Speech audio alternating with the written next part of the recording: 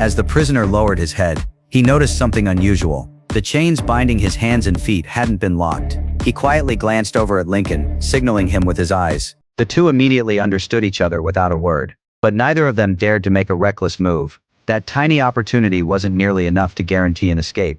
After all, they were being escorted by 7 heavily armed police vehicles, with top FBI agent Mahone personally overseeing the transport. The slightest suspicious move would only make things worse.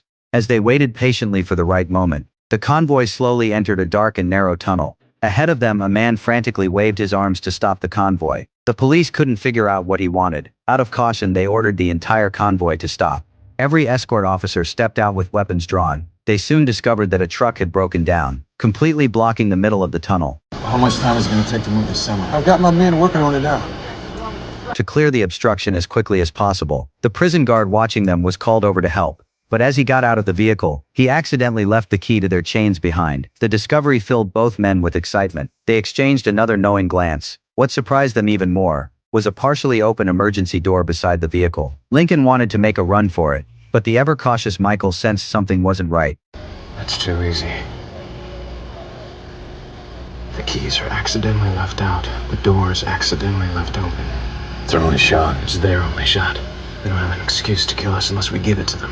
What they didn't know was that FBI agent Mahoney was secretly watching from the shadows. He appeared to be giving them a chance, but had already laid a deadly trap. Michael understood perfectly. Once the truck blocking the tunnel was moved, their brief chance to escape would disappear forever. After a moment of hesitation, he decided to risk everything. They quickly unlocked their chains with the guard's forgotten key, but the moment they stepped out of the vehicle, the guards immediately noticed something was wrong. Fortunately, Michael slammed the emergency door shut just in time to block the bullets. Then he locked it from the inside and sprinted into the dark tunnel with Lincoln. A swarm of police officers rushed in after them. Mahone, however, stayed behind. He stepped into a secluded spot and made a phone call. He contacted the sniper already waiting at the tunnel exit. The moment the brothers emerged, the sniper would have them in his sights. After setting the deadly trap, Mahoney finally entered the tunnel and began hunting his prey. The tunnel's interior was a maze of twisting passages. The brothers quickly lost their sense of direction, but Michael remained remarkably calm. Instead of following the signs toward the marked exit, he trusted his instincts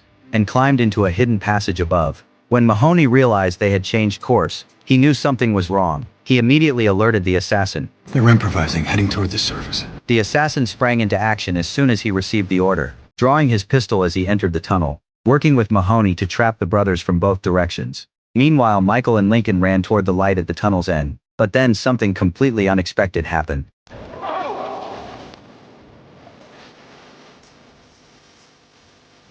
With enemies closing in from both sides, even Michael and Lincoln had nowhere left to run. The assassin pulled the trigger without hesitation. But the one who was shot wasn't Michael or Lincoln. It was Mahoney himself. The brothers were left staring in complete disbelief. President Reynolds ruined your life. She ruined my life. You want to take the bitch down?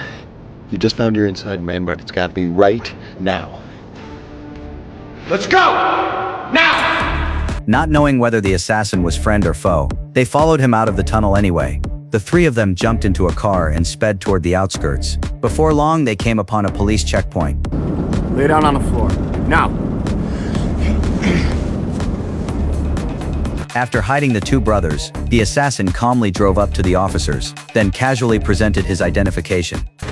Federal agent, you let me through? Air support is telling us that they saw your vehicle traveling alone down Route 46. Route 46, possible exit route for the convicts. I was securing it. No offense, sir, but we're searching every vehicle. Well, no offense, you either let me through or you get me your supervisor. I'm supervising this roadblock, Agent Kellerman. I'm sorry, but I need you to get out of the vehicle.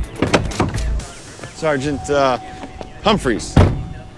Burroughs and Schofield have been on the loose for less than 10 minutes. That means that at this stage, every second is critical. So if you detain me for 1 moment more, I will have all of your jobs. Do you understand me? Go ahead. What? Just let him go.